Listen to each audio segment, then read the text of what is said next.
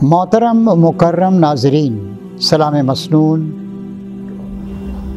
آج کی اس پیشکش کا عنوان ہے اللہ کے رسول حضرت ورقہ بن نوفل کے پاس۔ حضرت خدیجہ خوش تو تھی، اللہ تعالیٰ دنیا کی سب سے بڑی نعمت سے ان کے شوہر کو نواز رہا تھا، لیکن وہ پریشان بھی تھی۔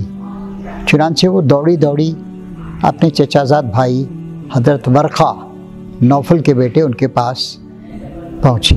وہ کافی معمر بزرگ تھے اور انہوں نے وہ توحید کے متوالے تھے، کبھی شرک نہیں کیا تھا، کسی بت کے آگے سر نہیں جھکایا تھا، اور جا کر انہوں نے سارا ماجرا ان کو سنایا۔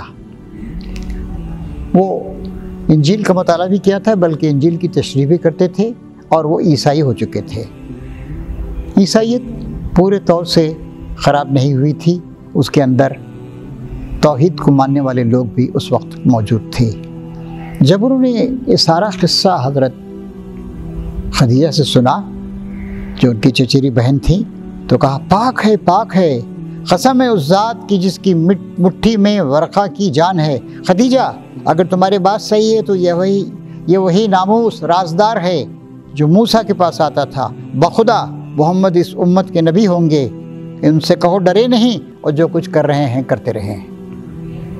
اب خوشی کا پیغام لے کر حضرت خدیجہ اپنے محترم شوہر اور اللہ کے رسول سیدنا محمد صلی اللہ علیہ وسلم کی خدمت میں حاضر ہوئیں اور کہا کہ چلیے، میرے چچا زاد بھائی ورقہ نے بلایا ہے، ان سے ملاقات کریں۔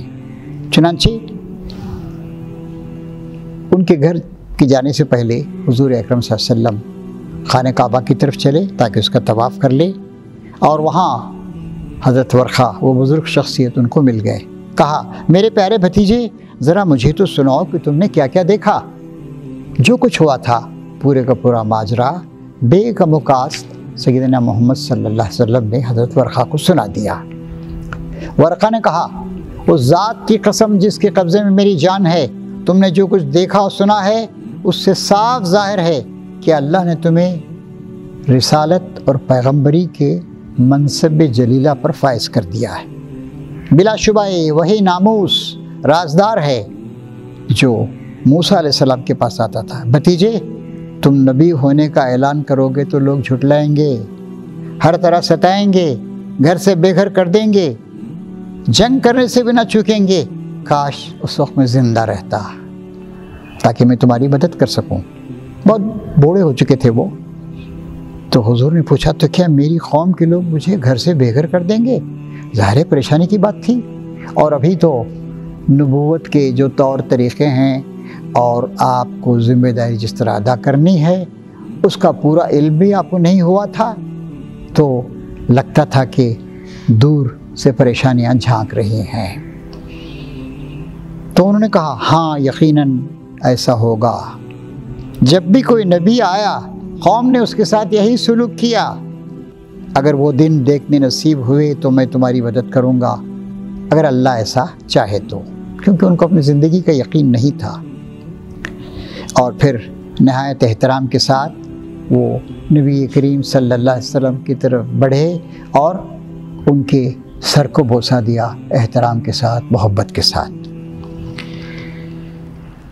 نبی کریم صلی اللہ علیہ وسلم گھر کو لوٹ آئے، فکر مند اور پریشان تھے، بار بار سوچتے تھے کہ میرے کندھوں پر نبوت کا بار گراں آ پڑا ہے، میں اس کا حق کیسے ادا کروں گا، اور آنے والی مشکلات ہیں، اللہ ہی میرا سہارا ہوگا، اسی کے سہارے پر یہ بہت بڑا کام انجام دینے کی بھی کوشش کروں گا۔ سوچتے رہتے تھے میں لوگوں کو کیسے بلاؤں، میں لوگوں کو کیسے سیدھی رات کی طرف دعوت دوں۔ غرض دل میں خیالات کا طوفان تھا اور آنے والے طوفان کا اندازہ تھا، لیکن آپ اللہ کی طرف رجوع کرتے ہوئے، اللہ کا ذکر کرتے ہوئے، اور اب حقیقت آپ پہ کھل چکی تھی، آپ اب اس کے لیے تیاریوں میں مصروف تھے۔